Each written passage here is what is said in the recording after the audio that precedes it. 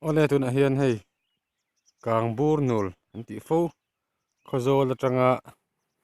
tui chang thlen thlak hma dewa peng veilama peng khozol lampang atanga chuk thlaka veilama peng lo oma khan pen chho tur ani a peng chho ngar ngara dam diai lui han thlen chho han kal le khanin hetah hian he lui hianin chawm turin helai hian nul tha tak mai lo awma chu a hming chu Kangbur nul an ti a helai hian thlai chi hrang hrang an singa an tam te ziklum te broccoli te bul ui te thil chi hrang hrang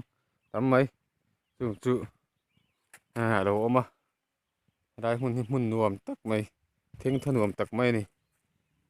helai ah hian thlai te an tha du em em a tian chhung ko tam takin helai hian eizon nan an hmang ani chuan hei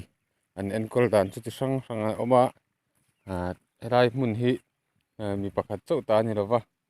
then hi hian an in ri neuh neuh a mi tam tak an in tawm an tira an a hmunah hianin hian mi chi hrang hrangin an enkol ani heti hian an tui pek dan te pawh ti sawn ani a pipe in ti sawn an rem thla khawp mai an da chho a helai sawnin a vir mep tura saw lo awma a vira sawnin tui an khawh chhuak a chu lo la kual lo sem rual ta mai a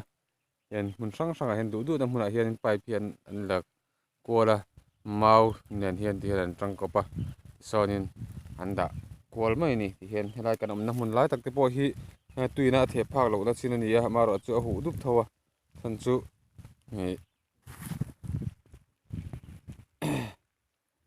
a hma in helai hianin an lo ti tawh a an sawn phei tawh tih na ni saw lai sawn chuanin kan phei zeranga kan kal zeranga lo en zelang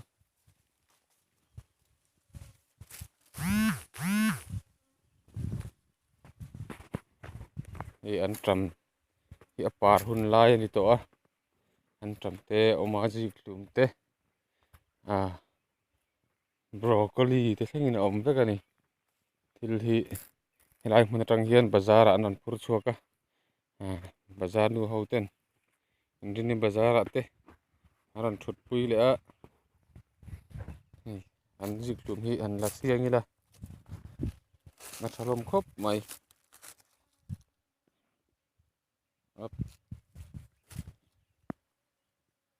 a hlum lian tup tup hlawm khawp mai a hei an mah ni hi a hmunah phei chuan hmuh nawm tham an ni hmuh nawm tak an ni saw ti sawn saw an ziklum saw a awm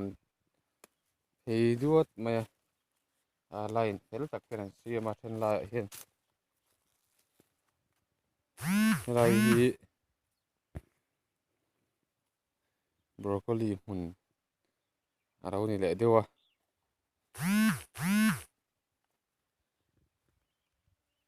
sawnin thlai hi helai hmunah hian an ching nasa em em a hmunah a chhungah sawn va duh chilh saw a chi vak lo a thlai te kan rap chiang tih hlo awm a hei tian a sir atang hian kawng atang hian in thla kan la mai ni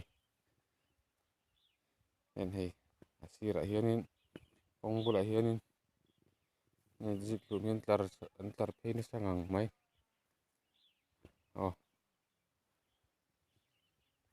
saw ti sawnin thlai hmel hmuh hi a nuam a chu wangin in lo hmuh ve duh atan ngei pawh kan ringa lo hmuh duh ve ngei pawh kan ringa chu chuan hei an rawn share ani he channel ah hian do subscribe sak ngei turin kan han ngen bawk chu ni thlir tu te helai hi broccoli hmun ani